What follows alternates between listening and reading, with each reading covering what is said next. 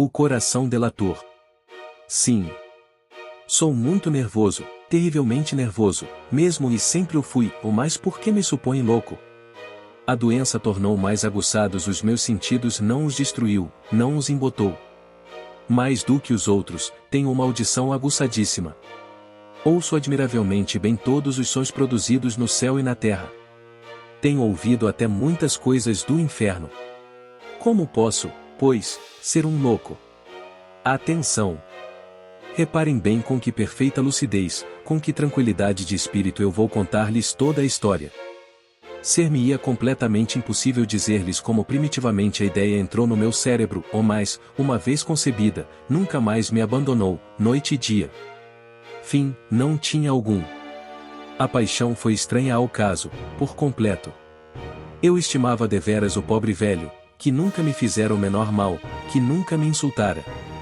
Nem mesmo invejava o seu dinheiro. Creio que foi o seu olho. Sim, foi isso, de certo. Um dos olhos dele parecia os de um abutre, um olho azul claro, recoberto por uma película nevoenta. Cada vez que esse olho me fitava, sentia gelar-me o sangue, e assim, lentamente por graus muito gradualmente, introduziu-se na minha mente a ideia de arrancar a vida do velho, para, dessa forma, me livrar para sempre daquele olho. Agora, este é o ponto. Os senhores supõem-me louco. Os loucos não sabem de nada. Se me vissem. Se vissem com que inteligência eu procedia. Com que precaução, com que prudência, com quanta dissimulação eu metia as mãos à obra. Eu nunca fora mais solícito para o velho duque durante a semana inteira que precedeu o crime. E todas as noites, pela meia-noite, levantava o trinco da porta do quarto dele, e abria-a tão devagarinho. E então, depois de suficientemente a entreabrir, introduzia no quarto uma lanterna de furta-fogo, fechada, hermeticamente fechada, que não deixava passar um mínimo raio de luz, e em seguida metia a cabeça pela abertura. Se vissem teriam rido da destreza com que eu metia a cabeça. Movia-se lentamente muito, muito lentamente, de maneira a não perturbar o sono do velho. Levei seguramente mais de 1 hora para meter a cabeça pela abertura, muito antes de poder vê-lo deitado no leito. Um louco seria, porventura, tão prudente? Depois, quando tinha a cabeça dentro do quarto, abria a lanterna com precaução. Com que precaução? Porque o gonzo rangia.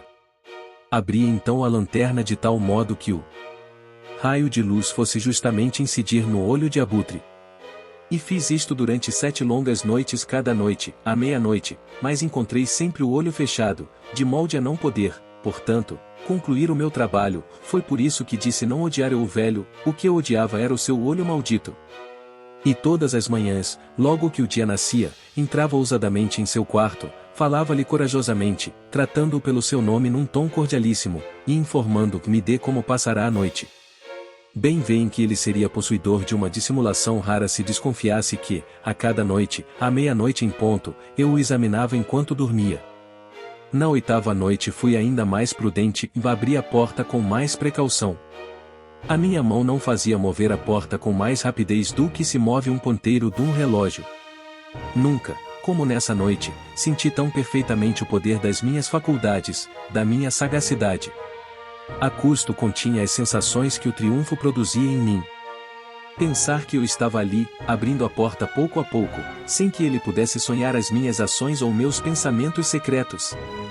Ao ter esta ideia não pude deixar de rir um pouco, abafadamente. Ele ouviu-me, talvez porque se voltou pesadamente no leito, como se tivesse acordando. Pensam por acaso que eu me retirei por isso? Não. O quarto, de tão profundas que eram as trevas, estava negro como pez, porque as janelas tinham sido fechadas cuidadosamente, por medo dos ladrões, e, sabendo que ele não podia ver a porta entreaberta, continuei a empurrá-la cada vez mais. Eu já passara a cabeça pela abertura, e estava prestes a abrir a lanterna, quando o meu polegar resvalou pelo fecho de ferro, e o velho sentou-se no leito, gritando: "Quem está aí?" Eu fiquei completamente imóvel e não disse nada. Durante 1 hora inteira não movi um só músculo, mas, também, durante esse tempo, não ouvi o velho deitar-se.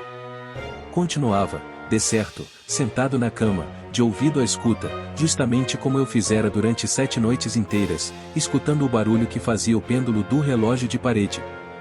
Mas, de repente, ouvi um gemido fraco, que reconheci como o gemido resultante de um horror mortal.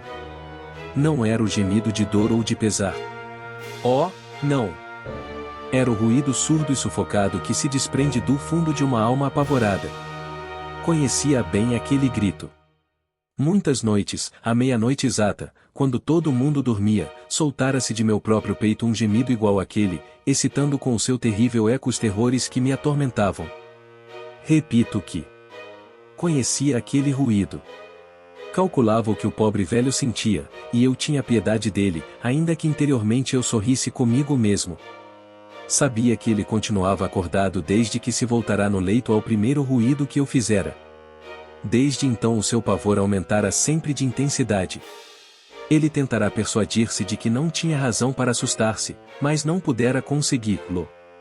Dissera a si mesmo que não foi nada, apenas o ruído do vento entrando pela chaminé, ou algum rato que atravessou o quarto, ou então, talvez um grilo que começou a cantar. Sim, ele se esforçara por encorajar-se com estas hipóteses, mas tudo fora em vão. Tudo fora em vão porque a morte, que se aproximava, passava diante dele com a sua grande sombra negra, envolvendo, assim, aquela vítima. Era a influência fúnebre da sombra que ele não percebera, que lhe fazia sentir apesar de nada ver nem ouvir, que lhe fazia sentir a minha cabeça no seu quarto.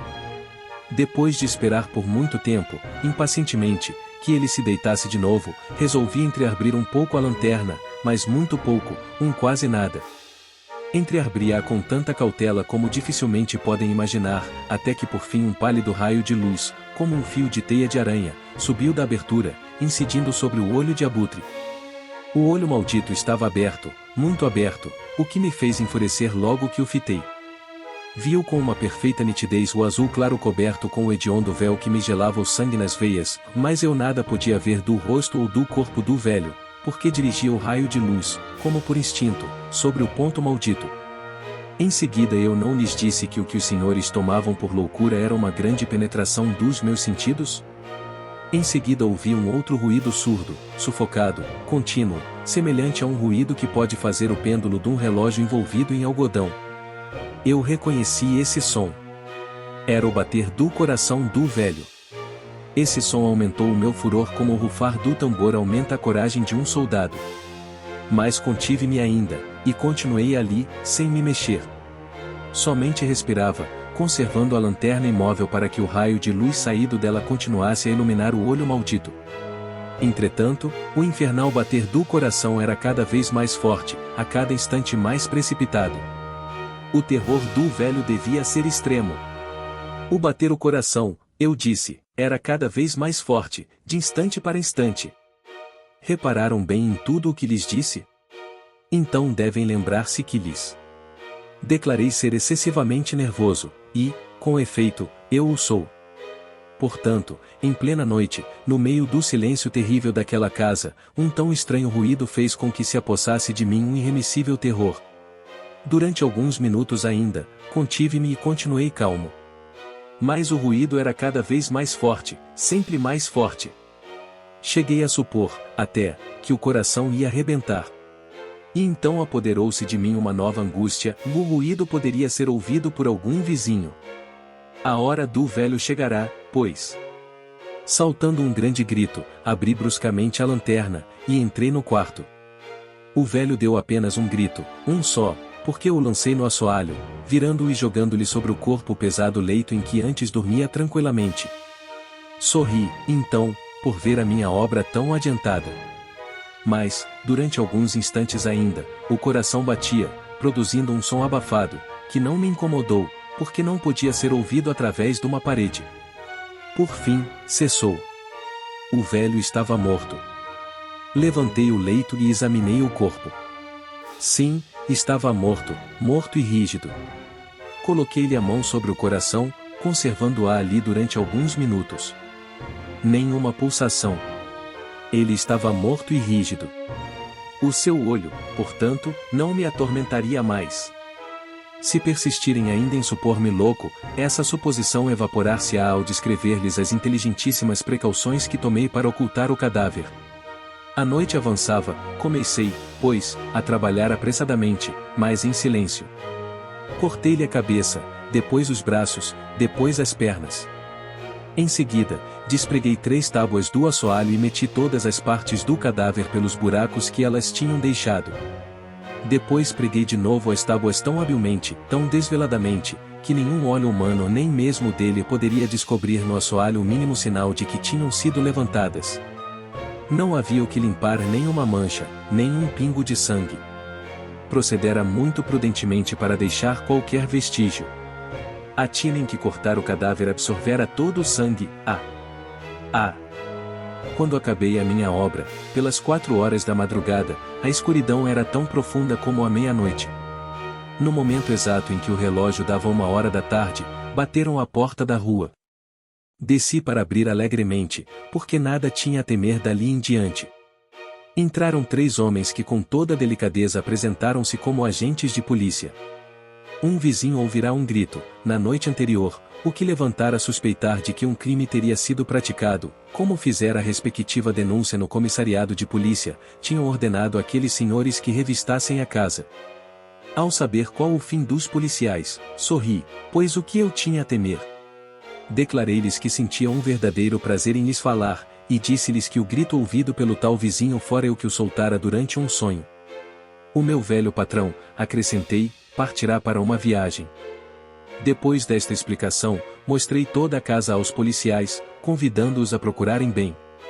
Por último, eu os conduzi ao quarto dele, e mostrei-lhes todos os tesouros do velho, perfeitamente intactos. No entusiasmo de minha confiança, instei os policiais para que sentassem, para que descansassem um instante, e, com a louca audácia de um triunfo completo, puxei uma cadeira e sentei-me, depois de tê-la colocado exatamente sobre as tábuas que cobriam o corpo da vítima. Os agentes de polícia estavam satisfeitíssimos. A forma clara e precisa com que eu fizera as declarações, convencera-os. Sentia-me singularmente à vontade. Sentaram-se e começaram a falar coisas triviais, às quais que eu respondia alegremente. Pouco depois, senti que empalidecia, e só pensei em me livrar deles. Sentia insuportáveis dores de cabeça, e grandes badaladas nos ouvidos, mas os policiais continuavam sentados, sempre falando. As badaladas não acabavam e, pelo contrário, eram cada vez mais distintas. Comecei a falar mais alto para me livrar daquela sensação, mas as badaladas persistiam, tomando um caráter tão puramente definido que, por fim, percebi não se produzir sem os meus ouvidos. Eu estava muito pálido, sem dúvida, mas falava sempre, levantando a voz cada vez mais. O som aumentava sempre. O que eu podia fazer? Era um ruído surdo, sufocado, frequente, semelhante ao ruído que pode fazer o pêndulo de um relógio envolvido em algodão. Eu respirava a custo. Os policiais nada tinham ouvido. Conversei com mais verbosidade e com mais veemência, mas o ruído aumentava incessantemente. Levantei-me e comecei a questionar sobre ninharias, num diapasão elevadíssimo e com uma violenta gesticulação, mas o ruído aumentava sempre. Por que eles não queriam ir embora?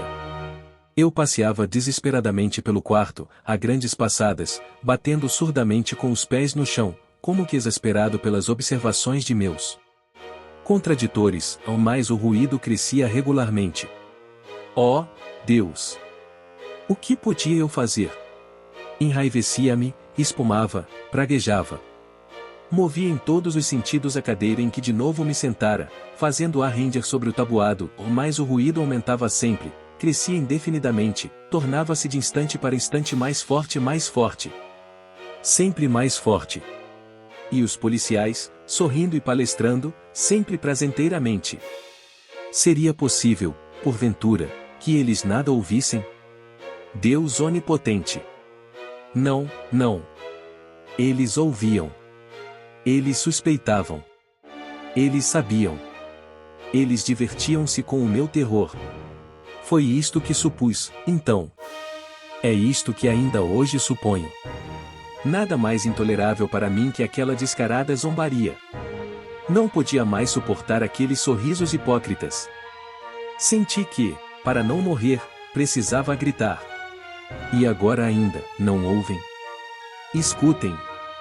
Mais alto. Sempre mais alto. Sempre mais alto, miseráveis. Gritei para os policiais. Não dissimulem por mais tempo. Confesso o crime. Arranquem essas tábuas. É aí que ele está. É aí. E esse som que ouvem é o bater do seu execrável coração,